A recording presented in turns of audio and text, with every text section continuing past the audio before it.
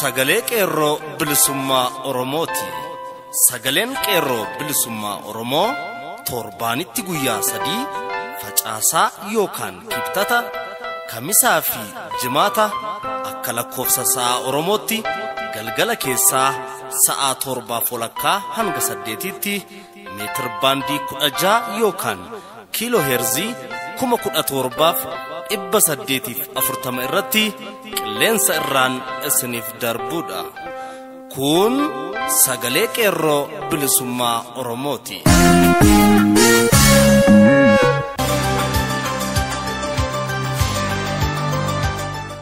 Onkoloolessa 4 bara 2016 harka fuunee akkam jirtu kabajamuuf jaallatamoo dhaggeeffattoota sagalee qeerroo bilisummaa Oromoo. Kun qophii sagalee qeerroo bilisummaa Oromoo kallattiin Oromiyaa irraa isiniif darbuudha. Akkuma barame duraan dursa oduu tibbanaa yakka duguuginsa sanyii mootummaan faashistii Abbaa Irree Wayyaaneen ilmaan Oromoo nagaan ayyaana isaa ayyaaneffachuuf ba'e helikoophteraan haxaawee isin biraan geenya. Akkasumas oduulee godina Wallaggaa fi godina Arsii irraa nu dhaqqabanis ni jiru. Itti aansuun qophii addaa dhaadannoolee qeerroon magaalaa Bishooftuu keessatti dhageessisaa turee fi ibsa qeerroon bilisummaa Oromoo baase kan mata dureen isaa yakka waraana ayyaana Irreechaa Bishooftuu hora harsadiitti raawwatame ilaalchisuun qeerroon bilisummaa Oromoo ibsa gaddaa fi itti fufinsa sochii warraaqsa fincila xumura gabrummaa gabaabaa uummata Oromoo hundaaf dabarse jedhu. Akkasumas ibsa adda bilisummaan Oromoo baase walduraa duubaan karaa jaalarguu sabaa isin biraan geenya. Amma sududumaan gara oduuttan isin dabarsa. Jaallejiitu gadaa qabatteetti. Ayyaanni Irreechaa birraa hora harsadii gammachuun dabarsuuf yaadamullee gadda guddaan goolabame. Onkoloolessa 2 bara 2016 uummanni Oromoo waggoota 610 darban duraa eegalee ayyaana guddaa uumaa isaatti galateeffatu ayyaana Irreecha birraa qaba. Baroota darban keessatti gammachuuf jaalalaan bahee wal gaggeessaa ture. Guyyaa jala bultii irraa qabee uummanni tilmaamaan miliyoona 6 ol ta'u fuula ifaa fi hawwii guddaan waaqa uumaa galateeffachuuf magaalaa Bishooftuu keessa ture. Ayyaanichi jaleewwanii fi mootummaan abbaa irrummaasaa addatti addunyaaf lallabu afarsa siyaasaa taasifachuuf walitti qabachuun buchuloota isaanii kan naannoo sana qubatan guyyaa sana ganama sa'a 2 keessa oduu isaanii dubbachuuf yookaan qeerroon mallattoo mormiif iyya dhageessisuun akka hin waraabamne taasisanii achi ari'an. Gootonni qeerroon ilmaan Oromoo diina isaanii hidhannoo guutuun itti dhukaasaa adeemu keessattuu dhukaasa helikoophitera irra keessaan jala warra lafoon irratti banamullee alaabaan barattoonni Oromoof sabboontonni hedduun itti lubbuu isaanii dhabaa jiran alaabaan adda bilisummaa Oromoo balali'ee oolee jira. Helikoophiterri dhufullee uummanni jabaatee waltajjii wayyaanee injifannoon diigee harka qullaa isaan lakkise. Maaloo jedhanii jilbatti haga kufanitti yoo kadhatanillee gootonni dargaggoon Oromoo sagalee guddiftuu harkaa fuuchuudhaan sagalee guddaan mormiin geggeeffamee ture. Aarii kanaaf jecha dhukaasi banamee qareeyyiin hedduun lubbuun dabarte. Qeerroon bilisummaa Oromoo bifa dhaadannoo waadaa waliif seenaa utuu adeemuu Bishooftuu naannoo Sarkilii jedhamutti dhukaasi banamee rasaasaan sabboontonni ajjeefaman waliigala hamma oduun kun qaqqabeetti lubbuun Oromoo 400 ol akka darbee jiru dhagahameera. Keessattuu kanneen baqarratoo jiranii lubbuun dabartee harki caalaan shamarran Oromoo akka ta'an arginee jirra. Ayyaanni Irreechaa kan gammachuu taatullee lubbuun ilmaan Oromoo hedduu biyyoon Bishooftuu liqimsitee garaa gaddaan addaan nu tamsaasiste.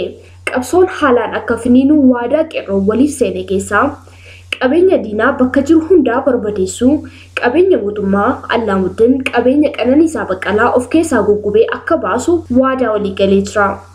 Qabsoo eegalamee akkaan fufsiisuu, waltajjii wayyaanee kamiyyuu hojiin ala gochuu yoo kaatee dubbatte diddaa agarsiisuu, hidhamtoota siyaasa Oromoo haalattiin baasuu dandeenyu irratti walii galuu kan jedhuu fi kan kana fakkaatan jechuun waadaa fi irbuu walii seenanii jiru. Dhiigni keenya harooma siyaasaaf miti bilisummaaf lola'ee. Dhiigni uummata keenyaa lafatti nafuu bilisummaatu irratti biqila. Gumaan isaanis ni baha. Namni uummata nagaa mirga ofii gaafatu duguugamuuf qopheessaa jiru. Dhiigni uummata keenyaa bilaashuma dhangala'ee nafuu yeroo waliif hirmatan borus miti iftaanis miti har'a. Ka'aa wal kaasaa Oromiyaan ni walaboomti uummanni Oromoos ni bilisooma. Mamii hin qabaatina waan qabnuun bira haa dhaabbannu jechuun qeerroon Oromiyaa waliif dhaamaniiru. Oduu ammee haga ammaatti reeffi ilmaan Oromoo Irreecha irratti wareegame 180 lakkaa'amee waajjira poolisii magaalaa Dukamitti miseensi qeerroo achi isaan wajjin harka isaatiin reeffa lakkaa'aa jiru gabaase. Dabalataan dargaggoon lama bahiinsa magaalaa Bishooftuu irratti rasaasaan rukutanii galaafataniiru. Namoonni reeffi isaanii hin argaminis hedduu waan jiraniif walumaa galatti namoonni lubbuun darban yoo xinnaatee 200 ol akka ta'an beekameera. Kana gubbaatti namoonni hospitaala seenan 100 ol haala yaaddessaa keessa jiru. Dhumarrattis abbaan gadaa Oromoo obbo Bayyanaa Sanbatoo poolisootaan akka malee tumamuun mirkanaa'eera. Oduu biraan Arsii Seeruutti poolisoota Oromiyaa lamarratti uummanni tarkaanfii fudhate. Magaalaa Kufalee keessattis edaa halkan uummanni poolisii Oromiyaa 3 irratti tarkaanfii fudhatee jira. Aanaa Dodolaa keessatti gootonni uummanni Oromoo caasaan bulchiinsa wayyaanee gandoota armaan gadii keessatti argaman guutummaatti laamshessanii hojiin caasaa wayyaanee dhaabbatee jira. Ganda Qacamaa, ganda Gannata Haaraa, ganda Hara Bubbeeftuu, ganda Dannaabaa, ganda Heeraroo, ganda Ashanaa, ganda Biqiiqaa, gandoota Seeroftaa baadiyyaaf magaalaa, gandoota Nageellee Meexamaa baadiyyaa fi magaalaa akkasumas ganda Holee Doobadoo yeroo ammaa kana uummanni gandoota kanaa uummataan bulaa jiru. Bifuma wal fakkaatuun hospitaala Naqamtee keessaa kanneen rasaasa wayyaaniitiin dhahamanii ciisan haala ulfaataa keessa jiraachuun dhaga'ame. Fulbaana 29 bara 2016 rasaasa wayyaaniin ganamaa galgala akka cabbii roobsituu sanyii keenya alanfachuu lagatee hin beeku. Dhukaasa Naqamtee keessaa banbanaa bultuu namoota hojii guyyaa hojjetanii jiraatan irraa qabee kanneen hojii dhuunfaa isaanii keessa oolanii gara manaa galan dhabee hin beeku. Rasaasni nu lagachuu baatullee nuti jabeenya keenyaan humna afaan qawwee daheeffatee socho'u irratti fuulleeffachuuf duubatti jechuu hin qabnu jechuun qeerroon magaalaa Naqamtee dhaammate. Rasaasa kanaan haga ammaatti sabboontonni rukutamanii hospitaala Naqamtee ciisaa jiran Gammachiis, Salaamee, Meetii, Zarihuun, Boonsaa fi Siyyumee yoo ta'an balaa rasaasa wayyaaniitiin irbaatatillee ta'anii ciisaa jiru jedhu qeerroon magaalichaa. Dhumarratti ajjechaa guddichaa ayyaana irreechaa irratti magaalaa Bishooftuu Hora Harsadeetti Oromoota lubbuun isaanii dabarteef qeerroon Oromoo marti gadda guddaa uummata Oromoo mara qaqqabeef hedduu gaddanii jiraachuun beekamaadha. Sagaleen qeerroo bilisummaa Oromoos gaddatti dhaga'ame ibsachuu barbaada. Rabbi kanneen lubbuun isaanii darbee jannatatti nuuf haa qanasiisu jecha maatii fi firoottan isaaniif jajjabina hawwa. Oduun keenya sagalee qeerroo bilisummaa Oromoo guyyaa har'aaf jenne kanumaa qophiilee keenyaaf waliin turtii gaarii.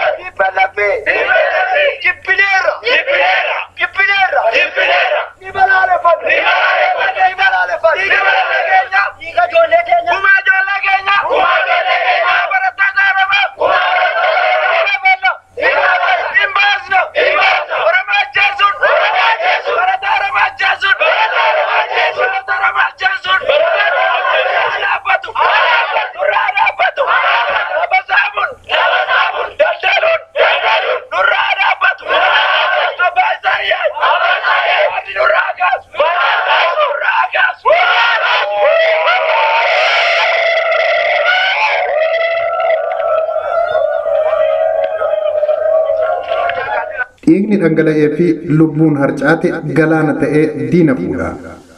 Ibsa adda bilisummaa Oromoorraa kenname. Ayyaanni Irreechaa onkoloolessa 2 bara 2016 Haroo Harsadee Bishooftuutti bara baraan ta'u kun ayyaana Irreechaa Afrikaa keessaa guddichaa fi sadarkaa addunyaattis lakkoofsa nama miliyoona hedduu hirmaachisuun beekamudha.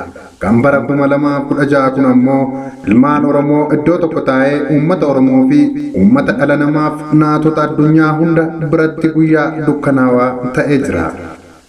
Ayyaanni kun kan durii caalaa Oromooti miliyoona hedduu hirmaachisee Bishooftuun yoo cirrachi darban lafa hin bu'u. Humni faashistii TPLF fi wayyaaneen uummata sirbaa fi dhiichisaan gidiraa gadadoo hidhaa fi ajjeechaa dhala Oromoo irratti ji'oota 11 darbe kana ta'aa turte anaata yeroo Haroo Harsadii itti deeman rabbi ofii kadhachaa uffata aadaa fi caffee qofaa qabatee ayyaanichaaf bahe loltuu lafaa fi xiyyaara yookaan helikopterii samiirraan rasaasaan itti roobsee akka baala mukaa lubbuu 100 hedduu ajjeesee jira. Warraa fi maatiin turuun buruqxe saba guutuutti guyyaa dukkanaa ta'ee ilmi intalti abbaan yookaan haati keessan wareega ulfaataa kabaja biyyaa fi sabaatiif wareegaman. Jabaadhaa gumaa baafna malee hin nyaannu. Wareegni lafee fi dhiigni hanga firii xaafii osoo hin hafne ni kaffalla. Kumaatamaan dhiigaan baasuuf tarree gallee jirra. Onnee keessan rabbi jajjabina isinii haa kennu. Abbaan keenya, ilmi keenya, intala keenyaa fi haati keenya ulfina rabbiin yookaan waaqa biratti wareegamtoonni sabaa fi biyyaaf of kennan qaban rabbiin haa badhaasu. Ilmaan Oromoo biyya hambaa jirtan. Gatii bilisummaan gaafattu sabni keenya kanfalaa jiru harka duwwaa duguuggaa sanyummaa saba keenya irratti ta'aa jiru ilaallee gara guyyaan dirqama sabummaa bahan kan wareega sadarkaa kamiittuu kaffallu amma dirmachuuf sabaaf owwaadhaa isiniin jenna. Jaarmiyoonni Oromoo guyyaan maqaan qabsaa'ummaa fi jaarmiyummaa itti salphatuu fi kabaja saba Oromoo biratti argatu yeroon geesse.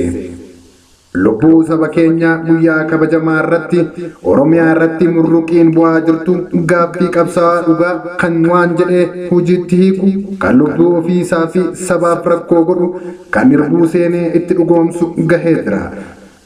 Guyyaan dhiiga ilkee liqimsanii irbuu sabaaf seenamee guutame gochaanis mul'ifamu amma.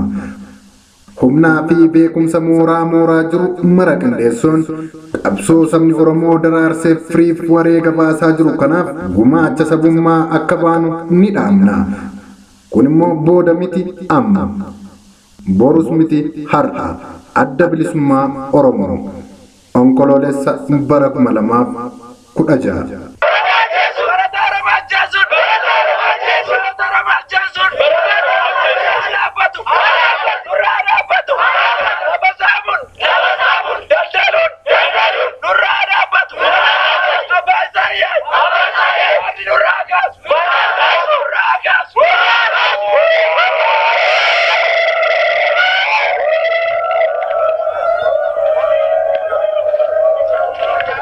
Yakka waraana ayyaana Irreechaa Bishooftuu Hora Harsadiitti raawwatame ilaalchisuun qeerroon bilisummaa Oromoo ibsa gaddaa fi itti fufinsa sochii warraaqsa fincila xumura gabrummaa gabaabaa uummata Oromoo hundaaf dabarse. Wayyaaneen TPLF fi yakka waraana duula daguugginsa sanyii uummata Oromoo ayyaana Irreechaa guyyaa onkoloolessa bara 2016 magaalaa Bishooftuu Hora Harsadiitti kabajachuuf bahe irratti waraana lafoo fi humna qilleensa xiyyaara waraanaan fayyadamuun uummata siivilii irratti baneen lubbuun ilmaan Oromoo 280 olii kan wareegamanii fi hedduminaan kan madeeffaman gabroonfataan Itoophiyaa wayyaaneen itti gaafatamaadha. Uummanni Oromoo mootummaa mataasaa kan bilisummaa fi kan walabummaa isaa kabachiisuuf dhaburraa dhiittaan mirga dhala namaa kan waggoota 120 ol irratti deeme as dhiyootti immoo ji'oota 11 oliif kan irratti raawwatamee ture. Guyyaa har'aa ammoo addatti uummata ayyaana Irreechaa Hora Harsadii kabajachuuf bahe irratti yakki waraanaa humna waraana lafoo fi humna qilleensaan fayyadamuun bakka uummanni Oromoo miiliyoonaan olitti tilmaamaan argamanitti ajjeechaa jumlaa irratti raawwatameen eenyummaa wayyaanee kan argisiisuu fi ufaatii sirna TPLF'dha. Gochi waraanaa TPLF kun gocha suukanneessaa hedduu gaddisiisaa ta'ee fi boqonnaa ilma namaaf hin kennine ta'uu isaa qeerroon bilisummaa Oromoo ibsa. Haala kana ilaalchisuunis qeerroon ibsa qabxii ja'a of keessaa qabu qeerroo fi uummata Oromoo maraaf dabarsee jira. Tokko yakka suukanneessaa waraana wayyaanii uummata Oromoo ayyaana Irreechaa Bishooftuu hora Harsadii kabajachuuf bahe irratti raawwate yakka ulfaataa sadarkaa idil addunyaatti ilaalamudha. Mootummaan wayyaanii yakka dagooginsa sanyii uummata Oromoo irratti raawwachaa jiru aangoo uummataaf gad lakkisuun seeratti dhiyaachuu akka qabu uummanni Oromoo fi waayilaan qabsoo Oromoo jabinaan akka irratti hojjetan gaafatna. Lama yakki waraana uummata Oromoo nagaan ayyaana Irreechaa hora Harsadii Bishooftuutti kabajachuuf bahe irratti raawwatameef dirmannaa warraaqsaa fincila xumura gabrummaa gadda guddaan godinaalee Oromiyaa cufa keessatti itti fufinsaan akka gaggeessinuuf waamicha ariifachiisaa uummata Oromoo hundaaf dabarsina. Sadii sirni wayyaanee murnoonni TPLF fi EPRDF fi OPDO'n hatattamaan aangoo uummataaf gad lakkisuu qaba. Mooraan waraanaa gaazii, mooraan poolisaa fi tika wayyaanee fi teessoon paarlaamaa wayyaanee hatattamaan diigamuu qaba. Afur ilmaan Oromoo waraana wayyaanee keessatti sadarkaa garaa garaa irratti argamtan hidhannoo keessan guutuu waliin uummata irraa dhaattan diinni halkanii guyyaa fixaa jiru cinaa akka dhaabbattan waamicha sadhumaa isiniif dabarsina. Shan yakka waraana uummata Oromoo nagaa uummata siivilii irratti ji'oota 11 ol guutuuf adeemsifamaa jiruu fi addatti ammoo guyyaa ayyaana Irreechaa hora Harsadii irratti yakka ulfaataa uummata ayyaana Irreechaa kabajachuuf bahe irratti raawwateef dhaabbanni mootummoota gamtoomanii fi jaarmiyaaleen mirgoota dhala namaaf falman uummata keenyaaf akka dirmannaa godhan gad-jabeessuun gaafatna. Uummanni Oromoo guutummaa addunyaa irratti argamtan jaarmiyaaleen qabsoo bilisummaa Oromoo fi beektonni Oromoo hundi yakka waraana daguggaa sanyii uummata keenya ayyaana Irreechaa kabajachuuf bahe irratti raawwatame kana boqonnaa tokkollee namaaf hin kennine waan ta'eef bakka jirtan hundatti harka wal qabachuun uummata keenyaa fi qeerroo bilisummaa Oromoo cinaa dhaabbachuun sagalee uummata keenyaa akka taatan dhaamsa tattamaa isiniif dabarsina. Injifannoo uummata Oromoof gadaan gadaa bilisummaati.